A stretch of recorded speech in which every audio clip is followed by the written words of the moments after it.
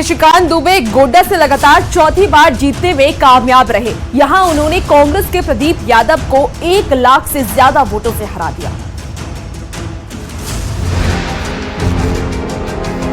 अपने तर्क से विरोधियों के माथे पर बल लाने वाले निशिकांत दुबे 2009 में पहली बार गोड्डा से सांसद बने।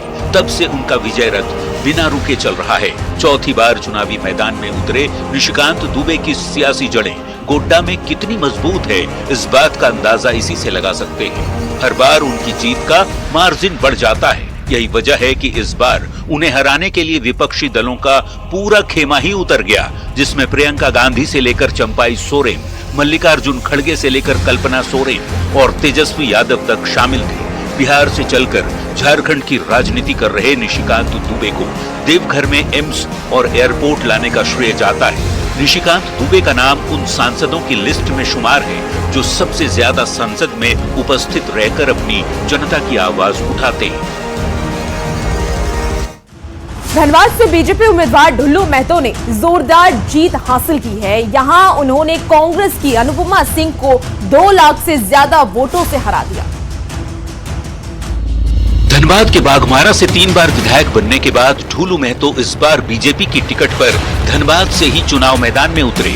जेवीएम से राजनीतिक पारी शुरू करने वाले ढुल्लू महतो 2009 में जेवीएम और 2014 और 2019 में बीजेपी की टिकट पर विधायकी का चुनाव जीते।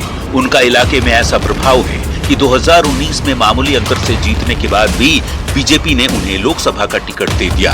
खुद प्रधानमंत्री नरेंद्र मोदी यहां ढुल्लू महतो के लिए चुनाव प्रचार करने पहुंचे थे। 2009 से धनबाद सीट बीजेपी जीतती आ रही है। इस सीट पर पशुपतिनाथ सिंह जीत की हैट्रिक लगा चुके थे और इस बार जीत का चौका लगाने की जिम्मेदारी ढुल्लू महतो को दी गई थी, जिन्हें जिताने के लिए बीजेपी ने अच्छी फील्डिंग सजाई थी। और अब बात हजारीबाग की करते हैं। हजारीबाग से बीजेपी उम्मीदवार मनीष जायसवाल ने बड़े अंतर से जीत हासिल की। यहां उन्होंने कांग्रेस के जय प्रकाश भाई पटेल को बड़े अंतर से हरा दिया।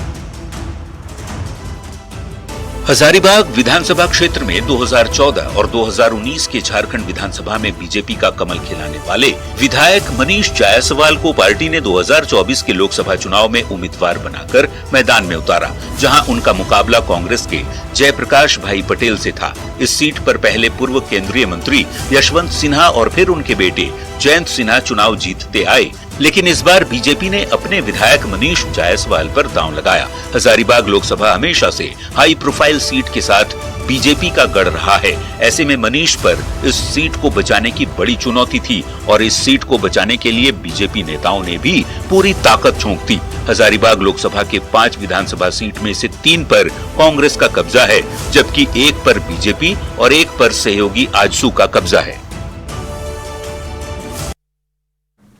झारखंड की राजधानी रांची में बीजेपी उम्मीदवार संजय सेठ ने एक बार फिर जीतने में कामयाब हो रहे हैं। यहां उन्होंने कांग्रेस की यशस्विनी सहाय को 1 लाख से ज्यादा वोटों से हरा दिया।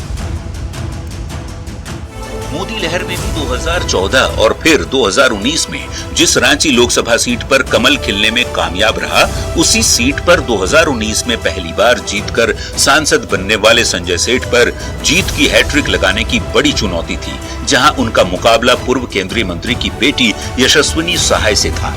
बीजेपी के लिए प्रतिष्ठा की सीट बनी रांची को जीतना कितना अहम था, इसका अंदाजा इसी से लगा सकते हैं कि पीएम मोदी ने पहली बार यहां न सिर्फ जनसभा को संबोधित किया, बल्कि पहली बार इतिहास में किसी प्रधानमंत्री के रूप में नरेंद्र मोदी ने रोड शो भी किया और